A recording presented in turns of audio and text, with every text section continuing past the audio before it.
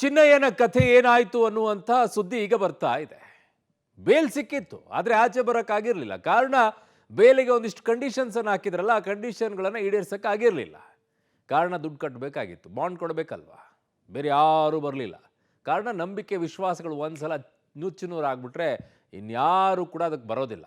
ಬಂದರೆ ನನಗೆಲ್ಲಿ ಮುಳುವಾಗುತ್ತೋ ಅಂತ ಯೋಚನೆ ಮಾಡ್ತಾ ಇರ್ತಾರೆ. ಹಾಗೆ ಈ ಚಿನ್ನಯ್ಯ ಬುರುಡೆ ಮ್ಯಾನ್ ಧರ್ಮಸ್ಥಳದ ವಿಚಾರದಲ್ಲಿ ಬುರುಡೆ ಬಿಟ್ಕೊಂಡು ಓಡಾಡಿದಂಥ ಈ ವ್ಯಕ್ತಿಗೆ ಯಾರು ಕೂಡ ಶ್ಯೂರಿಟಿ ಕೊಡಕ್ಕೆ ಬರಲಿಲ್ಲ.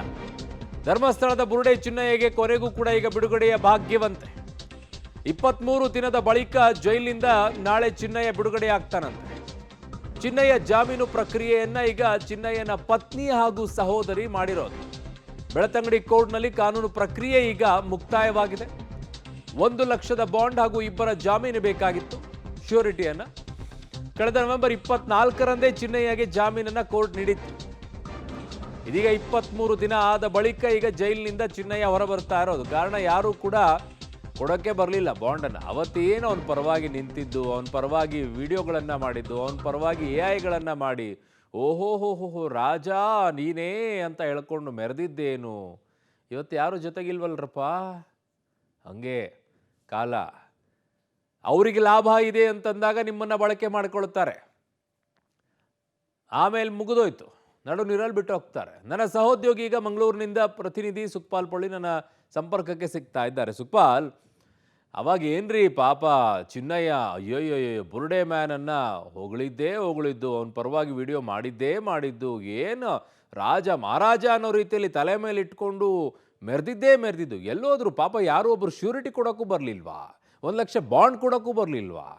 ಹೌದು, ಆರಂಭದಲ್ಲಿ ಬುರುಡೆ ಗ್ಯಾಂಗ್ ಇಡೀ ಬುರುಡೆ ತಂಡ ಇವನ ಜೊತೆ ಇತ್ತು.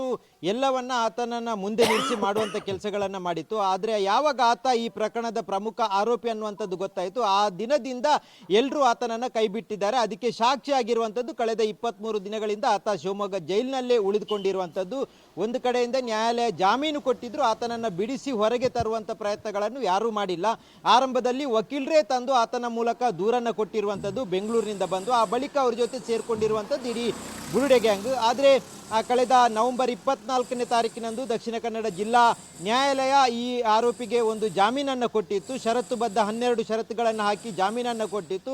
ಅವತ್ತೇ ಆತ ಸಂಜೆ ಒಳಗೆ ಬಿಡುಗಡೆಯಾಗಿ ಹೊರಗೆ ಬರಬೇಕಿತ್ತು. ಆದರೆ 1 ಲಕ್ಷದ ಬಾಂಡ್ ಮತ್ತು 2 ಜಾಮೀನ್ದಾರರನ್ನು ಹಾಜರುಪಡಿಸಬೇಕು ಅನ್ನುವಂಥದ್ದನ್ನು ನ್ಯಾಯಾಲಯ ತಿಳಿಸಿತ್ತು. ಆದರೆ ಈವರೆಗೂ ಅಂದರೆ ಇವತ್ತಿನವರೆಗೂ ಅದು ಸಾಧ್ಯನೇ ಆಗಿಲ್ಲ. ಹಾಗಾಗಿ 23 ದಿನಗಳಿಂದ ಚಿನ್ನಯ್ಯ ಶಿವಮೊಗ್ಗ ಜೈಲಿನಲ್ಲೇ ಕೊಳೆಯುವಂಥ ಪರಿಸ್ಥಿತಿ ಎದುರಾಗಿತ್ತು. ಇವತ್ತು ಈಗ ಪತ್ನಿ ಮಲ್ಲಿಕಾ ಮತ್ತು ಸಹೋದರಿ ರತ್ನ ಬಂದು ಇವತ್ತು ಬೆಳ್ತಂಗಡಿಯ ನ್ಯಾಯಾಲಯದಲ್ಲಿ ಅದಕ್ಕೆ ಬೇಕಾದಂಥ ಕಾನೂನು ಪ್ರಕ್ರಿಯೆಯನ್ನು ಮುಗಿಸಿದ್ದಾರೆ. ಆ ಕಾರಣಕ್ಕಾಗಿ ಇವತ್ತು ಸಂಜೆ ಅಥವಾ ನಾಳೆ ಬೆಳಿಗ್ಗೆ ರಿಲೀಸ್ ಆಗುವಂಥ ಸಾಧ್ಯತೆ ಇರುವಂಥದ್ದು. ವಾರುಣ್.